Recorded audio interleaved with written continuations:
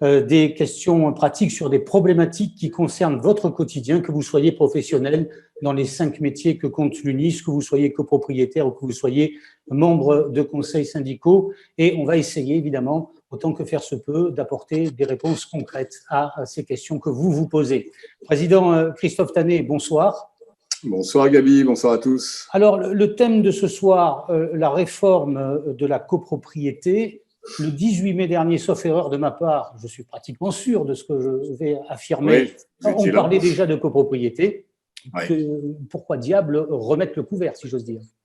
On y revient parce qu'en fait, on a une période un petit peu compliquée. On a une ordonnance du 30 octobre dont les effets prennent effet le 1er juin. On a un décret d'application, nous sommes le 8 juin, qui n'est toujours pas paru. Et également, les ordonnances Covid-19, celle du 25 mars et du 15 mai, donc tout ça vient se télescoper. C'est pas clair pour beaucoup de monde, beaucoup d'entre nous, beaucoup de professionnels.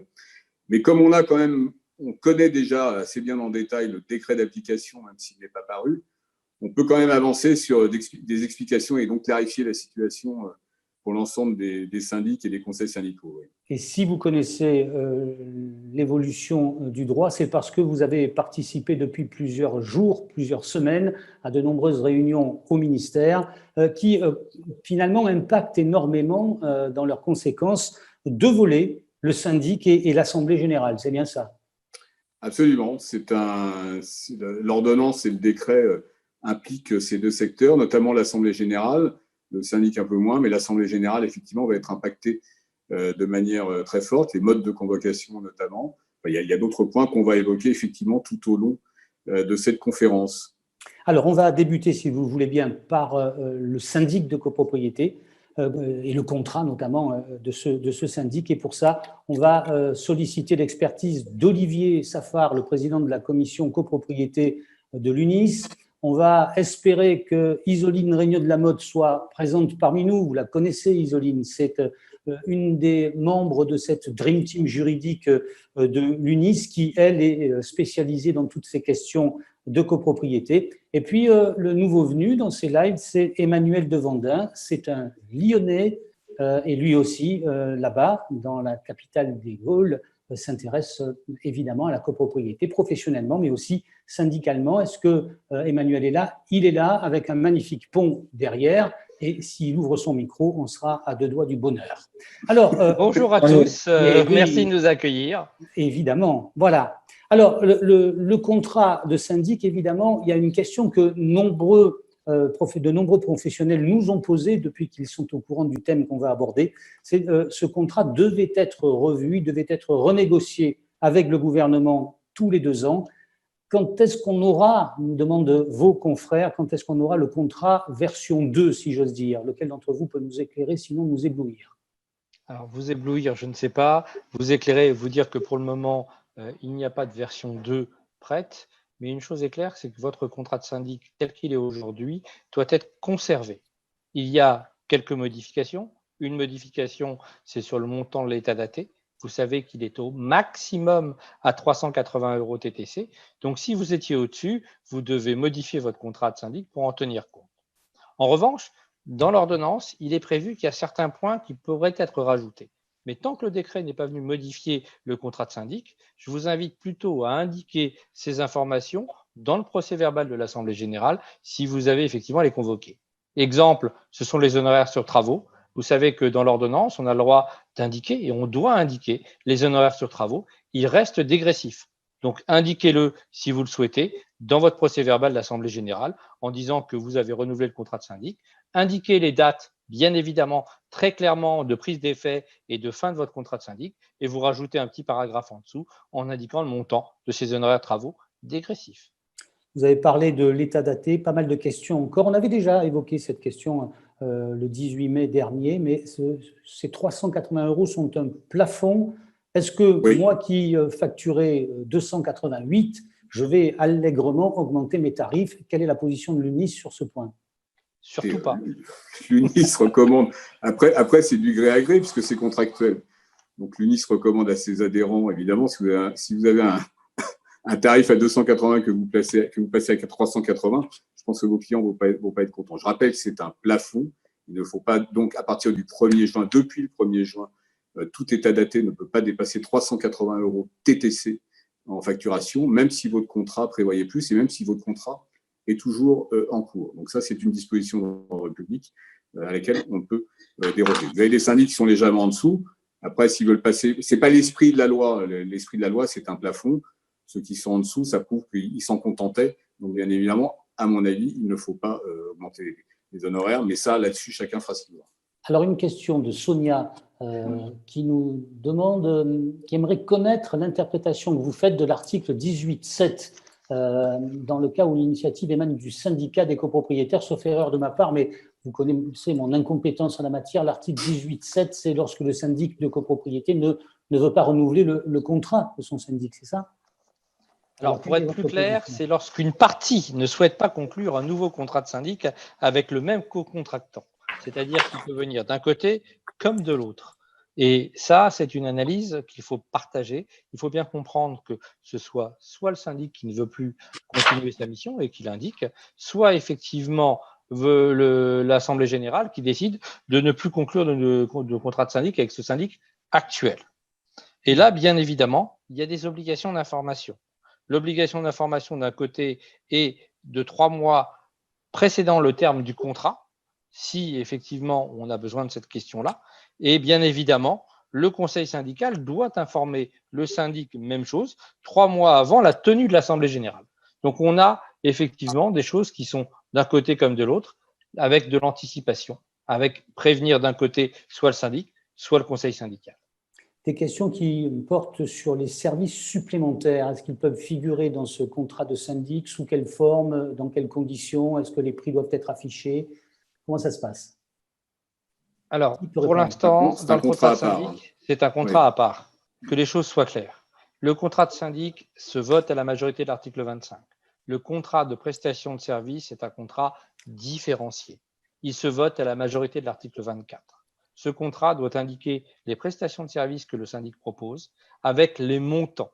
Et ces montants sont fixés pour toute la durée du mandat du syndic. Tout le monde est d'accord sur ces points-là. Isoline, n'hésitez pas, hein, si vous avez d'autres éléments à apporter à notre... Non, je suis d'accord. Après, c'est vrai qu'il faut faire attention à ce que ça soit bien un contrat distinct avec des prestations qui ne soient pas qui figurent pas déjà dans le contrat de syndic. Ça, c'est très important. C'est des prestations qui sont vraiment supplémentaires et qu'il ne faut pas confondre avec celles qui sont dans le contrat de syndic. Ce ne sont pas des prestations en tant que syndic, ce sont des prestations en tant que société commerciale, qui sont complètement différentes. Que les choses soient bien distinguées. Qu'est-ce qui change concernant le changement de syndic? La mise en concurrence des syndics relève de qui? Nous demande toujours du conseil syndical. Allez-y, président. Toujours du conseil syndical. C'était depuis l'origine comme cela, puisqu'il y a une obligation de mise en concurrence du contrat de syndic par le conseil syndical, sauf dérogation de l'Assemblée générale. Le projet l'a modifié. Une chose importante, c'est que pour fixer l'ordre du jour, le syndic devait demander au conseil syndical de lui adresser les projets, le contrat de syndic, pour que l'ordre du jour puisse être établi. La profession et les syndics en première ligne, notamment au CNTGI, se sont mis vent debout contre cette disposition. Et donc, nous devrions, donc on attend la publication du décret, mais nous devrions revenir à la situation antérieure, qui est donc que c'est toujours le conseil syndical qui, de sa propre initiative, envoie, s'il le souhaite, des contrats au syndic en place. Alors, on a des questions qui sont très pratiques. Hein. Que deviennent les archives? Que deviennent les comptes? Que deviennent l'intranet de la copro en cas de changement de syndic? Ce qu'on appelle, sauf erreur de ma part, la portabilité des documents. Qui peut répondre à cette question? Changement de syndic, l'ordonnance prévoit donc effectivement la portabilité des documents qui sont sur l'extranet, puisqu'ils doivent être dans un format imprimable et téléchargeable également. Et donc maintenant, c'est acté dans la loi que les documents qui figurent dans l'extranet doivent être transmis au nouveau syndic qui lui succède. Vincent, dans les Alpes-Maritimes. Oui. Il va y avoir normalement dans un décret apparaître sous peu une modification des délais, donc de transmission de ces informations et de ces documents, et il va falloir effectivement s'y adapter du jour où ce sera bien évidemment obligatoire. Vincent, qui est dans les Alpes-Maritimes, a peut-être loupé le tout début de notre live et veut savoir si on a des nouvelles s'agissant du nouveau modèle de contrat de syndic qui doit s'appliquer depuis le 1er juin. Donc, en un mot, pour Vincent, pour lui rappeler. Pas pour le Non, moment, toujours pas. Il faut utiliser le contrat actuel, puisque le décret n'est toujours pas paru, donc on n'a pas de formalisme. Encore une question sur les règles de démission et de révocation du syndic prévues par l'ordonnance. Est-ce qu'on a des informations sur ces règles-là, sur les règles de démission et de révocation du syndic? Oui, l'article 18, grand 7 et grand 8 prévoit normalement toutes ces parties-là. Donc, sur la partie du grand 8, c'est pour la possibilité de résiliation du syndic en cas d'inexécution suffisamment grave. Mais ça peut être une résiliation de la part du syndic vis-à-vis de l'Assemblée, vis-à-vis des copropriétaires, mais aussi effectivement une résiliation demandée par le conseil syndical contre le syndic. Donc, les deux sont possibles dans les deux sens. Et c'est prévu, bien évidemment, dans l'article 18, grand 8 de la loi de 65, applicable depuis le 1er juin. Alors, sur la liste des questions qui défilent, et croyez-moi, il y en a de nombreuses, on a pratiquement éclusé celles qui concernent le syndic. Toutes les autres nous proposent de porter un regard curieux et forcément urgent sur tout ce qui concerne les assemblées générales. Est-ce que, pour ce qui vous concerne, vous avez des précisions à apporter pour clore ce chapitre consacré au syndic, aux conséquences de l'ordonnance sur le syndic et le contrat de syndic? Éventuellement à préciser que en cas de changement de syndic, la décision d'assemblée générale statuant donc sur ce changement sera exceptionnellement pas d'application immédiate comme normalement le sont les décisions d'assemblée générale, mais reportée au plus tôt possible le lendemain, c'est-à-dire que le syndic est maintenant obligé de finir l'assemblée générale même s'il n'est pas réélu. Et la transition se fait au plus tôt à minuit, c'est-à-dire le lendemain, et éventuellement même à une date plus différée si l'Assemblée générale le souhaite. Mais en tout cas, c'est une décision qui n'est pas d'application immédiate, par exception, depuis le 1er juin. Je vous lis le post de Pascal qui nous écrit d'Argenteuil. Bonjour à tous. Le contrat de prestations indépendantes, qui sont des prestations de la société commerciale, comme précisé par le président Tanet, et non des prestations de syndic, ce contrat de prestations indépendantes n'est-il pas idéal pour faire apparaître la prestation réalisation du prêt état daté, qui est une obligation du vendeur et non du syndic? Alors, oui, je suis assez d'accord avec cette analyse. En fait, le prêt état daté n'existe pas juridiquement, ce n'est pas une prestation de syndic. Je rappelle que ce qui est appelé de manière d'ailleurs mauvaise prêt état daté, c'est en fait une demande du vendeur qui a en général tous les documents, mais soit le vendeur, soit le notaire, pour effectivement au syndic pour. Nous voilà privés de la voix de notre cher président. Pour établir en fait que le vendeur a à sa disposition. Vous m'entendez pas? On vous a perdu pendant quelques instants, mais on est tellement heureux de vous écouter que reprenez. Non, je disais, le prêt état daté qui est faussement intitulé prêt état daté, en fait, est un service que le syndic rend à un copropriétaire vendeur. Ce copropriétaire vendeur a en général tous les documents, mais plutôt, évidemment, bien souvent, il préfère appeler directement le syndic parce que ça sera plus facile, ou bien le notaire, d'ailleurs, le demande. Et donc ça, c'est un acte qui est une prestation commerciale qui n'a rien à voir avec notre mandat de syndic. C'est vraiment un service qu'on rend à un vendeur, d'ailleurs même pas, ne disant pas le copropriétaire, mais à un vendeur. Voilà, donc ça peut faire partie effectivement de ce contrat de prestation de service. Pour moi. Corinne de Vendée nous écrit « Bonsoir, est-ce que le conseil syndical peut révoquer son président sans aucune faute apparente ?» Merci de votre réponse. Il n'a pas fauté et il est viré. Il n'y a pas de règle là-dessus. Hein. Enfin, là, je parle sous couvert d'Isoline, mais le conseil syndical, il n'y a pas de règle. Effectivement, mais ça serait… disons que ça serait une situation assez inédite. Il pourrait y avoir des règles dans le règlement. Pas tous à la fois, s'il vous plaît. Pas tous à la fois, s'il vous plaît. Chacun s'empare d'une réponse, autrement on n'y comprendra plus rien. Alors, Isoline. Isoline. Il n'y a pas de règle dans la réglementation sur ce sujet. Donc, Une révocation, pourquoi pas, mais pour l'instant, ce n'est pas prévu. Après, dans certains règlements de copropriété, on peut trouver des règles sur l'organisation et le fonctionnement du conseil syndical. Donc, ça pourrait être effectivement mentionné, mais je pense que la première chose à faire, c'est de regarder ce que dit le règlement de copropriété de cette copropriété-là en question. Alors, Hélène, dans le alors Gabi, 75. une question, attention. Il peut y avoir des règles de conseil syndical qui ont été validées par une assemblée générale de copropriétaires. Nous, on a certains immeubles dans lesquels on a mis en place un cahier des charges de règles de conseil syndical avec comment est élu le conseil syndical, quels sont les rôles des membres du conseil syndical, quelles sont leurs possibilités de demande de documents ou d'obtention des documents.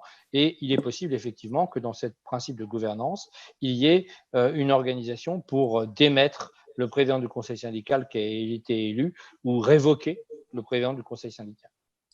Hélène, qui nous interpelle depuis Paris, nous dit « Bonsoir, le syndic peut-il toujours démissionner en cours de mandat ?» Oui, mais avec ce préavis de 3 mois qui est prévu depuis la loi Allure, donc il doit prévenir soit le président du conseil syndical. L'ordonnance est lent, ce n'est pas Allure, c'est l'ordonnance est lent. Oui, on ne sait plus. Mais bon, là, c'est 3 mois de préavis, c'est ça? C'est 3 mois de préavis. Oui, mais 3 mois de préavis, dans le décret de 2015, le contrat type, il est prévu déjà ce 3 mois de préavis. Donc, je pense qu'il est un peu plus ancien. Mais bon, en tout cas, c'est 3 mois de préavis. Alors, si vous le voulez bien, on va passer à l'Assemblée générale. Et s'il n'y a pas de président, je crois que ça doit être normalement notifié à tous les copropriétaires, ce qui est extrêmement contraignant. Donc, il vaut mieux avoir un président. Bien. Alors, du conseil syndical. Si vous le voulez bien, on passe à l'Assemblée générale et Renaud d'Albera va nous rejoindre si il le veut bien. Renaud d'Albera qui, vous le savez, est votre confrère niçois, très impliqué dans la commission innovation de l'UNIS au niveau national. C'est le geek de l'UNIS, c'est son surnom. Tout le monde doit être au courant. Alors, il y a une question qui est très technique, très précise. Peut-on également, lorsque ça se présente, ne pas faire l'Assemblée… Alors, c'est un lien qui est fait entre le syndic et l'Assemblée générale. Peut-on, lorsque cela se présente, ne pas faire d'Assemblée générale lorsque le contrat prend fin entre le 15 mars 2020 et le 1er juillet 2020 et faire physiquement, début 2021, 2 assemblées générales pour se rattraper? Donc là, en fait, on est dans le cas d'un contrat de syndic qui sera renouvelé par l'ordonnance du 25 mars, si je comprends bien. C'est ça. Donc, effectivement, il n'y aura pas la question, enfin, il n'y a pas de besoin d'une assemblée générale pour réélire le syndic à tout prix, qui est un mandataire légal de la copropriété. En revanche, le décret de 67 nous dit bien quand même qu'il doit y avoir une assemblée générale annuelle. Donc, on pourrait…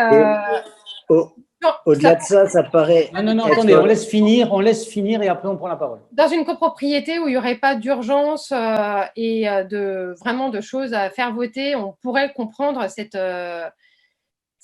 éventualité. Après, on a quand même, voilà, question texte, un texte qui va bloquer puisqu'on nous dit quand même que c'est une assemblée générale par an. Bien. Après, Emmanuel de Vandin. Il faut vraiment tomber sur le syndic qui a envie de tendre la perche pour qu'on lui dise « mais du coup, vous n'avez pas fait tout le travail à cause du Covid, faites-nous une remise sur vos honoraires ». Parce que typiquement, si on fait sauter une AG, hormis le problème effectivement juridique que ça pose d'avoir une AG par an, c'est vraiment tendre la perche pour se retrouver avec des demandes de remise. Bon, chacun apprécie et gère son cabinet, mais… Alors, juste pour les règles du jeu, je vous les rappelle, mesdames, messieurs, nous sommes, c'est Emmanuel Fèvre qui me l'indique sur le deuxième ordi qui est à mes côtés, nous sommes 1512 sur le web. Donc, s'il vous plaît, respectez la parole des uns et des autres, ne vous coupez pas. C'est absolument insupportable, nous dit Marine de la Sarthe. Lorsqu'il y a un changement de syndic, est-ce que la date du nouveau contrat au minimum le lendemain est applicable pour un contrat de syndic signé avant le 1er juin? Est-ce que c'est quelque chose qui… Non. La réponse est non. Non. Eh bien, voilà. La réponse est non. Alors, je continue sur l'Assemblée générale. D'autres questions? Alors, évidemment, là, on va aborder les votes par correspondance. En cas de vote par correspondance, jusqu'à quand un copropriétaire peut-il envoyer son formulaire de vote par correspondance? Quel délai? 72 heures. Alors, allez-y. Le délai repris dans le texte est de 72 heures, ce qui fait 3 jours. La seule chose, c'est qu'effectivement, méfiez-vous du nombre d'heures par rapport au nombre de jours. Si votre assemblée est à 18 heures, vous devez donc calculer les 72 heures par rapport à votre délai, à votre assemblée de 18 heures, et non pas 3 jours. Bien. Céline, 75009, on est toujours donc à Paris. Pouvez-vous nous confirmer que le vote par correspondance n'est pas possible pour les AG en présentiel et qu'il n'est réservé qu'aux AG dématérialisés? Pas du tout. Non. Non, plus maintenant, justement. Tout est possible. Le vote par correspondance est, depuis le 1er juin, possible pour toutes les assemblées générales, qu'elles soient en présentiel, en vidéoconférence. Le vote par correspondance et le formulaire de vote par correspondance que nous n'avons toujours pas et que nous attendons, et doit être effectivement joint aux convocations à compter du 1er juin. Christine de Metz, oui, qui nous dit quelles sont les conditions pour tenir une assemblée générale dématérialisée. Est-ce que dit la loi? Est-ce qu'il y a des conditions particulières? Est-ce que Renaud d'Albera a des raisons de s'exprimer sur une question aussi vaste? Tout à fait. Alors, on a une ordonnance qui nous permet aujourd'hui de convoquer nos assemblées générales de manière dématérialisée sans avoir d'autorisation préalable de l'Assemblée générale. Cette possibilité, c'est en visio, en audio ou par tout moyen qui nous permettrait, avec l'identification possible du copropriétaire, de pouvoir voter. Alors, tenez-vous bien, Gabriel, qui porte donc un magnifique prénom, nous écrit des Antilles françaises à Saint-Martin et il nous dit « Bonjour, concernant les ASL, peut-on convoquer une AG 100% visio, donc sans présence physique au bureau, même si ce n'est pas prévu par les statuts ?» Répondez s'il vous plaît à notre ami Gabriel. L'ASL, d'abord, on n'est pas en copropriété. Alors, une ordonnance a été publiée dans les premières ordonnances autorisant les entités autres que les syndicats de copropriétaires, et notamment ASL et AFU, puisque c'était entre parenthèses, à convoquer même à huis clos les assemblées de copropriétaires ou en visioconférence, même si ce n'est pas prévu. La réponse est oui. Donc ça, c'est possible. Merci mille fois à Gabriel de nous suivre avec le décalage horaire. Je ne sais pas à quelle heure il est là-bas, mais en tout cas, bravo. Peut-on parler des formulaires de vote? Peut-on les inclure dans nos ordres du jour? Doit-on attendre le décret d'application? C'est Philippe Lancel de la Régie Gindre à Lyon. Ça ne m'étonne pas que la Régie Gindre pose cette bonne question, parce que c'est une excellente question.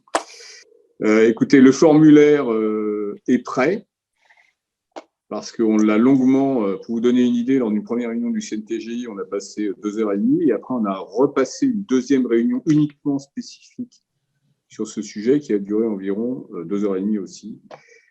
Donc c'est un sujet qui a vraiment été travaillé entre les consommateurs et les professionnels.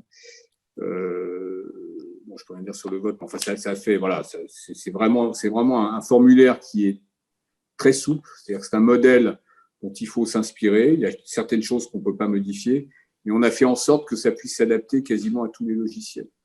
Donc il y aura en fait, il y aura 4 colonnes. Il y aura une colonne qui concernera l'objet, pour que sur un ordre du jour de 50 points, par exemple, le copropriétaire puisse voir sur son formulaire se repérer avec des thèmes dans la colonne de gauche. Il y aura les questions dans la colonne juste à droite, avec les numérotations ou les ABCD ou les titres, en fonction de chaque syndic, bien évidemment. Il faut que, par contre, ça soit vraiment conforme à l'ordre du jour. Puis ensuite, vous aurez les 3 colonnes pour, contre, abstention. Donc, c'est un formulaire qui est très bien fait. Mais alors, pour répondre vraiment à la question, quid, parce que là, on a des assemblées générales à convoquer immédiatement. On est en train de les convoquer. Est-ce qu'on envoie le formulaire? Alors là, je vais enlever ma casquette de président de l'UNI. Je prends ma casquette de professionnel. Moi, à titre personnel, je vais le faire. Alors, vous répondez en partie à l'interrogation de Géraud de Bernay, qui nous disait « Quand aura-t-on le décret et le modèle de formulaire? Que faire en attendant ?» Vous avez dit avec un accent un peu corse que vous saviez un peu ce qu'il y aura dans ces textes. Donc, vous avez en grande partie dévoilé, sans l'ombre d'accent corse, ce qu'il y avait dans ce formulaire. Donc, la réponse, Gabi, c'est qu'il faut absolument le joindre à la convocation. C'est obligatoire depuis le 1er juin. Même si on n'a pas le modèle. Marine de Toulouse, bonjour. Avec le vote par correspondance, comment élisons-nous les membres du conseil syndical, surtout pour les nouvelles candidatures? Eh ben ça, c'est un vrai problème.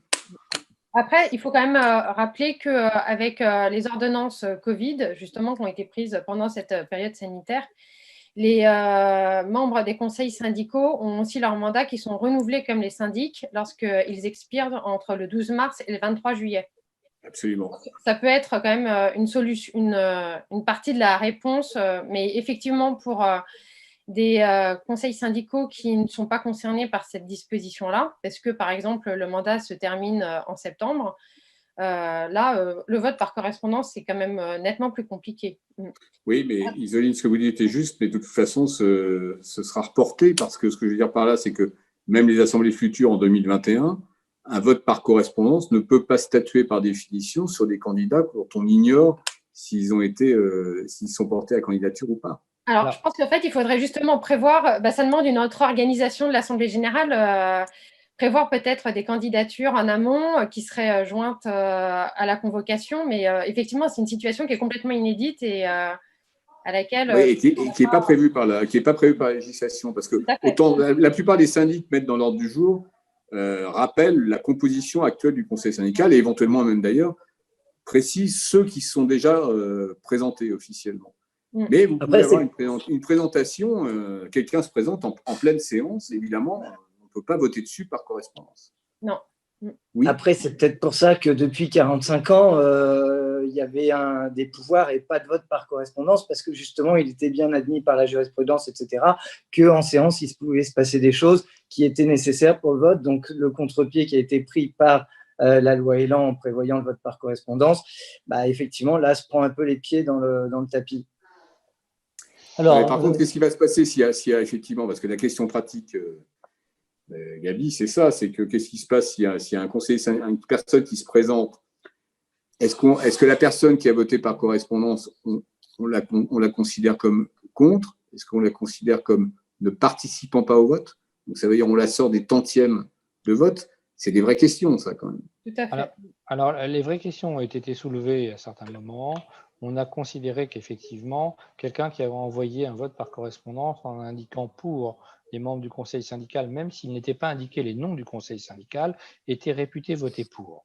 Si on a rajouté des gens qui n'étaient pas prévus, qui n'étaient pas auparavant, et je vous rappelle qu'on pourrait imaginer que c'est une modification du texte de la résolution et qu'à ce moment-là, il faudrait diffuser le procès-verbal sous forme de lettres recommandées afin d'ouvrir le délai de l'article 42 aux copropriétaires qui auraient voté par vote par correspondance. Ça ne fait pas modifier son vote, mais ça fait simplement lui ouvrir le droit de saisir le tribunal s'il n'était pas d'accord. Alors, on a beaucoup de questions, s'il vous plaît. Essayez de répondre de façon concise, si c'est possible. Je comprends qu'on est en ce moment sur des terrains un peu fangeux.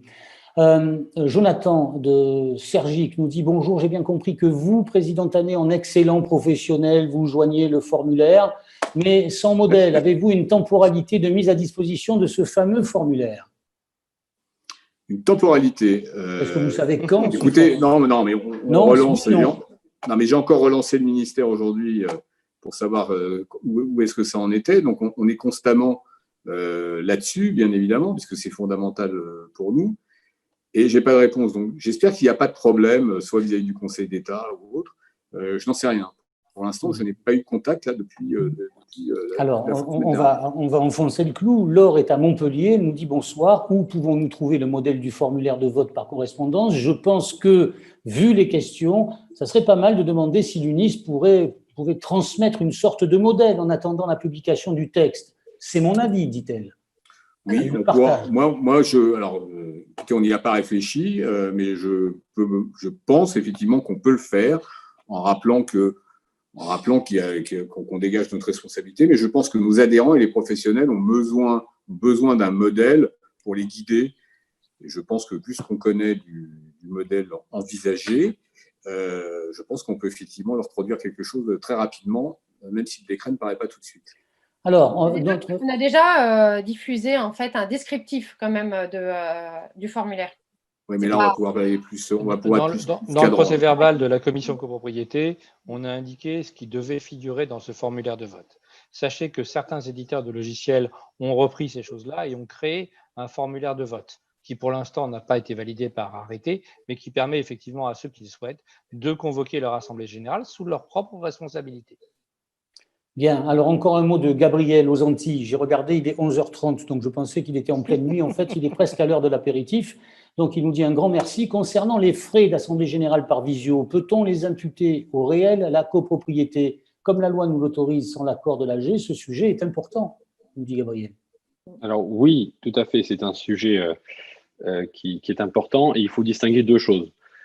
Si c'est un prestataire extérieur à qui on fait appel, on peut lui demander tout à fait de facturer au nom de la copropriété. S'il s'agit par contre d'acheter du matériel pour pouvoir faire dans sa salle de réunion ou en tant que syndic, donc la visio ou audioconférence ou des abonnements qui sont groupés pour le cabinet, cela reste forcément à la charge du syndic en question. Sauf si ça peut être inclus dans le contrat de prestation de service à faire voter ensuite. Mais pour le moment, il n'y a rien. Bien. Martine est dans ce merveilleux département des Landes. Elle nous dit bonjour et merci pour vos lives. Qui signe la feuille de présence du copropriétaire qui vote par correspondance? Personne. Personne. En fait, il en est dispensé. C'est la feuille de présence, elle doit être signée par les copropriétaires qui sont présents physiquement. Mais dans les textes, on nous dit bien que la signature n'est pas requise pour les copropriétaires à distance ou par correspondance. En revanche, il faudra rajouter une case ou une colonne en disant, en pouvant cocher copropriétaire ayant participé en visioconférence. Oui, et validé par le président de séance. Voilà. Et les scrutateurs. Des questions très précises sur s'il y en a. Comment réaliser très pratiquement les convocations par voie électronique ou lettres recommandées papier? Alors aujourd'hui, la lettre recommandée électronique, on sait, elle existe, elle est possible, mais elle est complexe. On attend justement une modification dans le décret. Difficile d'en parler aujourd'hui parce qu'elle a fait beaucoup débat. Et donc, on espère en tout cas une simplification pour nous permettre enfin de l'utiliser à plus grande échelle. Nos clients seront gagnants et nous aussi en efficacité. Donc ça, la réponse est claire. Le décret, nous dit-on, pourrait bien supprimer ce qu'on appelle l'anonymisation. Le copropriétaire ne devait pas savoir que le courrier venait du syndic. Oui. Ça, c'est vrai. C'est une demande que nous avons formulée depuis de nombreuses années, qui avait été effectivement l'objet de discussions âpres avec Bercy, parce que dans le code des postes et télécommunications de l'ancienne époque, la lettre recommandée était obligatoirement anonyme. Et nous nous sommes rendus compte qu'en faisant nos lettres recommandées électroniques venant en copropriété, quand elles étaient anonymes, elles allaient soit dans les spams, soit nulle part, puisque les copropriétaires ne les ouvraient pas. Et nous avons demandé cette modification afin que les copropriétaires puissent dire je reçois la lettre recommandée de la convocation de mon assemblée générale, c'est mon syndic qui me l'envoie, je l'ouvre. Alors, juste un retour provisoire sur le formulaire. Nathalie, du 92, est prise d'un doute qui pourrait, en tout cas, elle ne voudrait pas qu'il se transforme en angoisse, voire pire. Elle nous dit « J'ai créé un formulaire en spécifiant que c'était à titre indicatif et au plus près des préconisations. » Est-ce que c'est valable? Tant qu'il n'y a pas de décision. Il n'y a que les juges qui peuvent dire si c'est valable ou pas, puisque pour l'instant, on n'a pas le décret. Mais à partir du moment où vous respectez les recommandations et que vous prévenez qu'effectivement, en haut du formulaire, que le modèle n'est toujours pas parvenu, que l'arrêté n'est toujours pas produit, vous assurez quand même un service auprès de vos copropriétaires, ce que vos copropriétaires vous demandent, tout en les informant et tout en dégageant quand même votre responsabilité. Donc, on est là pour rendre service aussi aux copropriétaires. Le formulaire par correspondance, c'est fait pour avancer pour les assemblées générales. Le législateur est en retard. Les copropriétaires n'ont pas à en pâtir. À un moment, il faut qu'on trouve des solutions, bien évidemment, qui ne soient pas du tout en dehors des clous, en dehors de la loi. Il faut qu'on trouve des solutions qui soient le plus proches de ce qu'on sait. Je veux dire, aucun syndic n'a intérêt à envoyer un formulaire qui soit complètement en dehors des clous. Il faut que le formulaire soit clair et soit en parfaite compatibilité avec l'ordre du jour, de telle façon que le copropriétaire, quand il voit le formulaire à côté de l'ordre du jour, il puisse facilement s'y retrouver et mettre son vote facilement. Et ça, les syndics ont évidemment intérêt à ce que ça fonctionne bien pour d'évidents problèmes de Alors, responsabilité. j'ai énormément de questions. Les uns et les autres, je vais vous demander d'essayer d'être le plus concis possible. Alors, on va passer en Gironde. C'est Rémi Boireau qui nous interpelle. Un vote par correspondance ne peut pas statuer sur plusieurs devis. Une AG en présentiel ne peut pas être rédigée de la même manière qu'une AG avec vote par correspondance. Les résolutions doivent être écrites de manière fermée afin d'obtenir des réponses par oui ou par non. Est-ce que vous êtes d'accord avec ce que nous dit Rémi Boireau du cabinet girondin? C'était déjà le cas auparavant. Quand vous aviez 3 devis que vous présentiez, vous faisiez la résolution 12.A, 12.B, 12.C et on faisait voter sur les 3 devis quand on voulait effectivement respecter le formalisme. C'est toujours le cas. Alors, on va parler des AG en visio. Question sur le déroulement des actions à mettre en œuvre pour une assemblée générale. Je crois vous l'avoir posé déjà, sauf erreur de ma part. Le nombre de participants en présentiel, est-ce qu'on peut faire un mix présentiel visio? Renaud d'Albera, est-ce que vous pouvez nous donner quelques règles de base à suivre pour réaliser en bonnes conditions une AG en visio? Oui, tout à fait. Alors, c'est tout à fait possible de faire un mix. C'est d'ailleurs ce qu'on va faire pour toutes nos prochaines réunions. Il n'y a pas de limite sur le nombre de personnes en visio, sauf d'un point de vue technique au niveau de l'affichage. On est souvent limité à 49 personnes pour les images lorsqu'on est sur des logiciels. Et en présentiel, par contre, ça dépend encore de la région, puisque les ERP de catégorie L n'ont pas encore été rouverts dans la zone autour de l'Île-de-France, ce qui est le cas par contre dans les autres régions, avec parfois des difficultés puisque des hôtels restent fermés dans certaines circonstances en région. Alors, pardon pour les allers-retours, mais les questions s'enchaînent et je les prends au fur et à mesure qu'elles me parviennent. Florent est dans le Finistère, c'est vous dire à quel point on est écouté et regardé d'un peu partout. Et il nous salue et il nous dit, lors du vote par correspondance, le copropriétaire est donc bien marqué présent sur la feuille de présence. Oui. Oui, la réponse est oui, avec Florent. Une croix dans la bonne colonne. Voilà. Alors, Frédéric est dans l'Isère. Frédéric, bonjour. Pour les assemblées en visioconférence, comment peut-on s'assurer de la bonne identité du copropriétaire? En cas de contestation, comment prouver qu'il s'agit bien de ce copropriétaire? Alors, le texte laisse beaucoup d'ouverture, on va dire, aux moyens que l'on utilise. On peut très bien le faire uniquement comme on est là, avec un logiciel comme on a utilisé, que ce soit Zoom, Google Meet ou autre, et avoir la personne en face qui nous montrerait, soit on la reconnaît, soit qui nous montre sa pièce d'identité éventuellement en image. D'autres solutions ont pu être mises en place, comme la signature électronique à distance. Certains ont mis ça pour pouvoir garantir ce moyen, ou encore on a des solutions de connexion via l'extranet du client qui nous permet de confirmer que, vu qu'il s'est identifié avec ses propres identifiants personnels, que c'est bien lui qui est connecté. Quelles sont les règles qui concernent les pouvoirs lorsqu'on fait une assemblée générale en visio? Les pouvoirs sont possibles. Tout à fait, classiquement. Vas-y Renaud, pardon. Vas-y Renaud.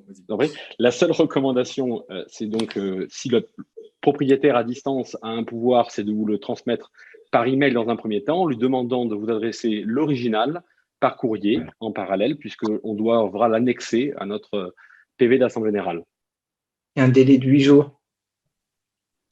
Le délai de 8 jours, c'est pour la notification du procès verbal. La signature du procès verbal par le président de séance. Oui, uniquement. Voilà. Qui lui-même serait à distance. Tandis que, effectivement, si le syndic peut récupérer le plus tôt possible les originaux des pouvoirs, c'est quand même mieux. Une question relative à ça de François, qui est à Clermont-Ferrand. Bonjour, à l'approche des départs en vacances, tout particulièrement en juillet, si le président du conseil syndical, qui est donc de droit président d'une assemblée sans présence physique, s'il est parti, comment fait-on pour obtenir sa signature du PV sous ces 8 jours? Une signature électronique est tout à fait faisable. Donc, on peut très bien utiliser une solution comme Stellan Sign pour le signer éventuellement sans souci. Oui. Et ça marche. Et ça marche puisqu'on le fait déjà pour les baux, on le fait déjà pour les mandats. Donc, ça tourne déjà Stellan Sign et c'est une solution qui ne pose pas de difficulté. Si un copropriétaire renvoie au syndic un pouvoir, attribué ou pas, et le formulaire du vote par correspondance, lorsque le modèle aura été fixé, comment doit réagir le président de séance, nous demande Pascal d'Argenteuil. Alors, c'est au président de séance qu'on doit remettre les pouvoirs que l'on a reçus. Que ce président de séance soit en présentiel ou par vidéoconférence, les pouvoirs reçus doivent être remis au président de séance. Ensuite, lui les remet ou les prend ou les remet à qui il le souhaite. Ceux qui sont en vote par correspondance, il n'y a pas de pouvoir possible pour les votes par correspondance.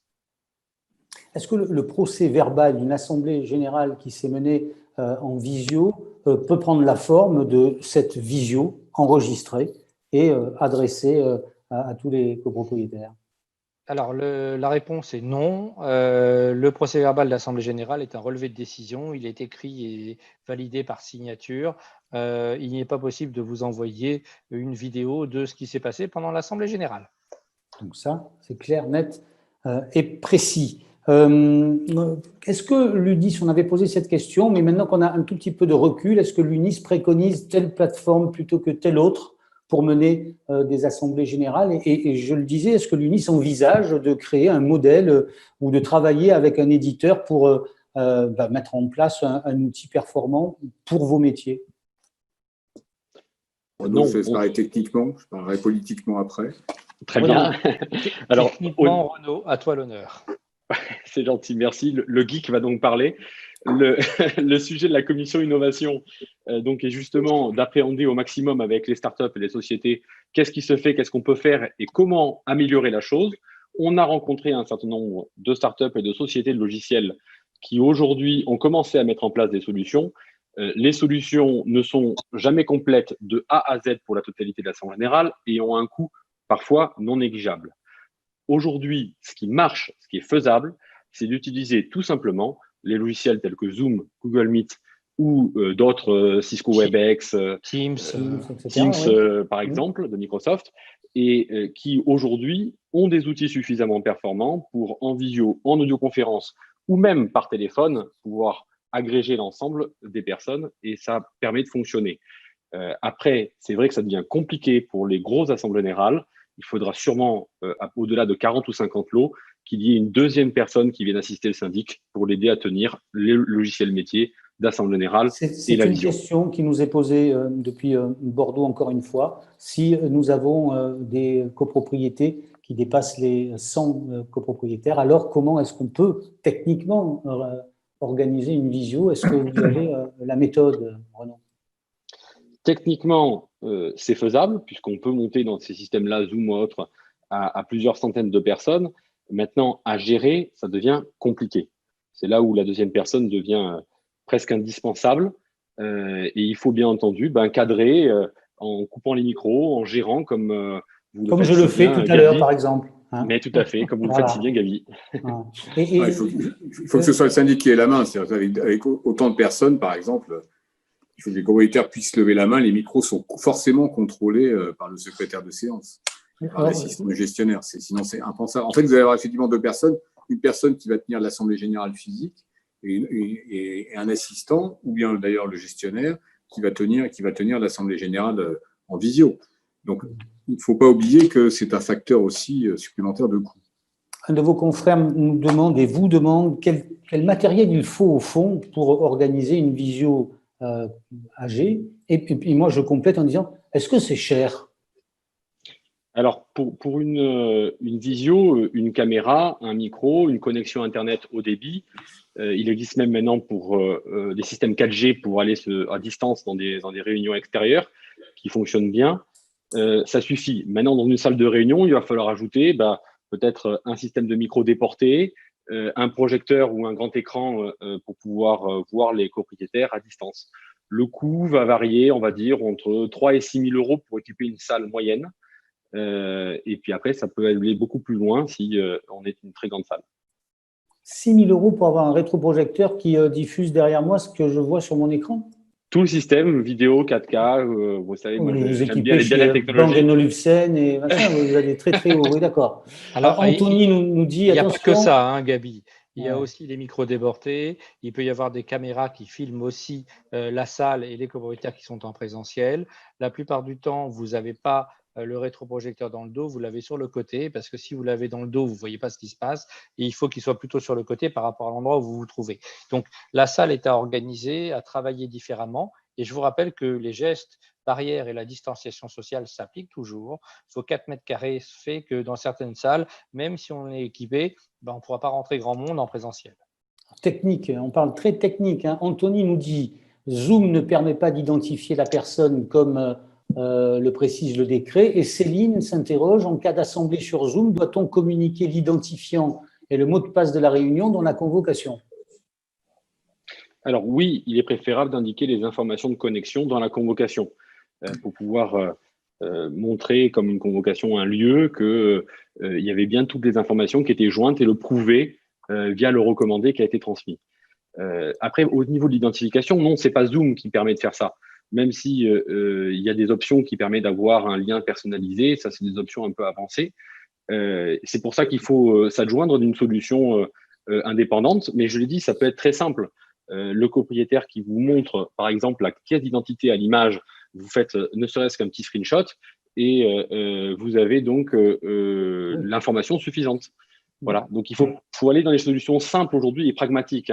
Faut pas non plus trop se casser la tête, sinon on n'y arrivera pas à tenir nos réunions pour les prochaines semaines.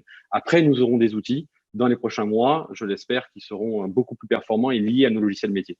Comment apportons-nous vis-à-vis du SDC la preuve que la visioconférence ou que tout autre moyen de communication électronique est impossible afin de favoriser uniquement pendant cette période le vote par correspondance? C'est une question de Rémi Boireau. On n'a pas besoin de justifier, puisque de toute façon, c'est le syndic qui choisit, pendant la période de crise, c'est le syndic qui choisit le mode d'assemblée générale.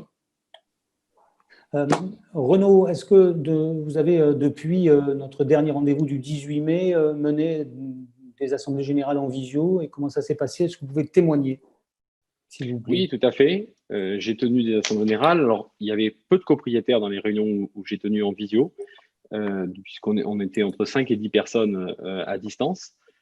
Mais la réunion s'est assez bien déroulée. Il faut un petit temps d'adaptation pour les copropriétaires au début, leur rappeler les règles de temps en temps de bienséance. Et puis après, tout se passe bien. Ça peut même parfois, au contraire, être plus efficace en temps, finalement, qu'une assemblée générale physique. On arrive à mieux gérer le temps parce que, surtout si on a 40 minutes avec Zoom, alors, on n'a pas pris l'abonnement payant, c'est ça? Je vais vous répondre différemment. Quand vous avez un certain nombre de copropriétaires, quand vous allez leur demander de lever la main pour poser leurs questions, ils vont probablement réfléchir un peu plus à formaliser leurs questions et à poser la question directement et simplement. Donc, on va éviter parfois 15 fois la même question ou des questions pas très claires. Non, puis couper la parole digitalement, c'est plus facile que d'essayer d'interrompre quelqu'un en physique. Alors, très rapidement, pour terminer, des questions qui concernent les règles de majorité avec cette interrogation sur les passerelles de majorité qui auraient été modifiées par l'ordonnance. Et François, qui est du côté de Nice, justement, s'interroge. Ce n'est pas très clair. Est-ce que vous en savez plus? Isoline, peut-être. Passerelles de majorité, qui peut nous éclairer? Alors, effectivement, on a 2 passerelles avec l'ordonnance depuis le 1er juin. Il y a la passerelle de l'article 25.1 qu'on connaissait déjà, mais il faut faire attention puisqu'on a quand même la seconde assemblée générale qui a été supprimée lorsque le projet de résolution recueillait moins d'un tiers des voix. Et l'avantage de cette passerelle-là, c'est qu'elle a été généralisée à toutes les décisions qui relèvent de la majorité absolue de tous les copropriétaires. Ce n'était pas le cas avant, en fait. Avant, cette passerelle qui facilitait le vote, puisqu'on peut passer à la majorité simple, concernait certaines décisions prévues à l'article 25, et maintenant, c'est généralisé donc à toutes les décisions qui relèvent de l'article 25 ou de d'autres textes qui renvoient à cette majorité. En revanche, là où ce n'est pas très clair, effectivement, et plus compliqué, c'est la nouvelle passerelle qui a été créée par l'ordonnance, qu'on va appeler passerelle de l'article 26-1, qui, elle, vise initialement à faciliter encore le vote des décisions qui relèvent de l'article 26, mais le calcul est assez complexe et effectivement, la rédaction n'est pas très claire. Donc ça, il va falloir suivre les FAQ du service juridique pour avoir d'autres éléments sur ces questions qui sont un peu plus importantes. Une dernière, et après, je m'adresserai à Gilles Delestre, que vous avez vu apparaître sur notre écran, le président délégué de l'UNIS. Une question d'Aurélie à Paris qui nous dit « Il me semblait que la visio devait certifier l'identité de la personne, mais aussi garantir la continuité de la connexion tout au long des débats. Or, Zoom ne délivre pas ce genre d'informations, nous dit Aurélie. Renaud, vous savez ça? Alors non, l'identification n'est pas forcément liée au même logiciel, hein. Comme je l'ai dit tout à l'heure, on peut utiliser, moi j'ai préconisé au sein de mon cabinet d'utiliser une feuille de présence signée électroniquement, qui n'est pas une obligation, hein, mais qui est une option, on va dire, pour me permettre de garantir l'identité des personnes. Maintenant, sur certains logiciels, vous avez les journaux de connexion que vous pouvez récupérer, journaux de connexion qui vous permettent de déterminer justement qui s'est connecté, quand, et dans ce cas-là, on peut les annexer dans nos documents, ce qui sera un commencement de preuve. L'important, et alors là, c'est une des préconisations qu'on avait proposées, c'était d'ajouter à chaque résolution la confirmation que toutes les personnes qui sont en visio sont bien connectées. Donc, on rajoute une petite phrase, un petit paragraphe juste avant en disant « Monsieur X, Madame Y, connectés en visio, sont bien toujours connectés au moment du vote. » Et puis après, on passe au vote. Ce qui permet d'attester dans le PV et de garantir que tout était bon. On voit Alors, bien que pour la information, nécessité d'avoir un module, un formulaire là aussi, hein, est important pour ne pas oublier ce genre d'annotation. Un point, Gabi, quand vous avez des votes par correspondance et qu'ils ont voté pour, contre ou abstention, faites un paragraphe spécifique. On a les votes pour qui étaient en présentiel et en pouvoir, les votes pour qui sont en vote par correspondance ou les votes pour qui sont en visioconférence. Indiquez-les clairement pour être sûr qu'effectivement, s'il y a une difficulté, vous puissiez effectivement repérer où se trouve la difficulté. Gabriel, notre ami de Saint-Martin, sait compter et il nous dit moi, j'ai Crypto qui a un super module, 150 € par session, plus 6 € par copropriétaire présent ou non. À bon entendeur, salut. Merci, Gabi. Est-il possible d'utiliser la passerelle du 25.1 dans la foulée de la 26.1? Non. Réponse négative et très claire. Pascal, recalé, on ne peut pas. Ça, c'est fait. Alors, 1000 fois merci à tous. On n'a pas tout à fait terminé, vous l'avez bien compris. Mais on aura une suite, évidemment, et la suite, elle se déroule tous les jours sur le site de l'UNIS avec la Dream Team des juristes qui répond à toutes les questions et même à celles que vous ne vous posez pas. Mais en attendant et avant de quitter, nous avons la chance d'avoir avec nous Gilles Delestre, président délégué de l'UNIS. Et Gilles Delestre, vous êtes là parce que vous avez consulté les adhérents précisément sur ces questions d'assemblée générale et sur la manière qu'ils ont eu de gérer la situation et qu'ils ont aujourd'hui de la gérer. Que vous disent les adhérents? Oui, bonjour Gabi, bonjour à tous. On a mis en place au début du confinement un baromètre pour interroger nos adhérents et ce baromètre a vu 300 cabinets répondre, donc ce sont des réponses significatives. Pendant la période de confinement, seulement 6% des cabinets ont organisé des assemblées générales à distance, donc très faible. Et puis, une fois ce confinement terminé, là, on bascule et là, ça devient très intéressant parce que 84% de nos adhérents vont s'emparer et s'emparent d'ores et déjà des outils digitaux, ce qui illustre bien cette mutation en très peu de temps qu'on connaît. Deuxième chiffre significatif, 72% de ces syndics en fait, vont organiser leurs assemblées générales au cas par cas, et ça rejoint tout à fait ce qui a été dit et partagé par tous les intervenants. C'est en fait, on va se retrouver avec une majorité d'utilisation mixte, de présentiel, de distanciel, de vidéo, de vote par procuration. Ça va devenir le quotidien des syndics dans les mois à venir. Dernier point, ce qui est intéressant, c'est de voir que en fait, ce critère de souplesse, ça a été depuis le début la prise de position portée auprès du ministère du Logement par les élus pour dire ne nous enfermons pas dans un système plutôt qu'un autre, n'exigeons pas des choses trop rigides parce que cela nuirait à l'efficacité de ces assemblées générales. Le ministère nous a suivi Christophe et les élus, et ça, c'est une bonne chose. Ça va correspondre de facto à la pratique des confrères pendant les mois à venir. Oui, les consommateurs étaient tout à fait d'accord, d'ailleurs, sur ce. Absolument. Merci Absolument. pour ces informations. Je vous en donne une autre. Nous avons été jusqu'à 1600 et quelques présents en même temps. Nous ne sommes plus que 1400, mais c'est vous dire quand même l'intérêt que vos réponses suscitent auprès des adhérents, mais pas que, de toutes celles et tous ceux qui s'intéressent à cet univers de la copropriété. Président Tané, peut-être un mot de conclusion? Écoutez, d'abord un grand merci à tous. Je crois que cette conférence était indispensable pour clarifier certaines choses. On n'a pas eu le temps, évidemment, de tout clarifier parce que le domaine est extrêmement complexe.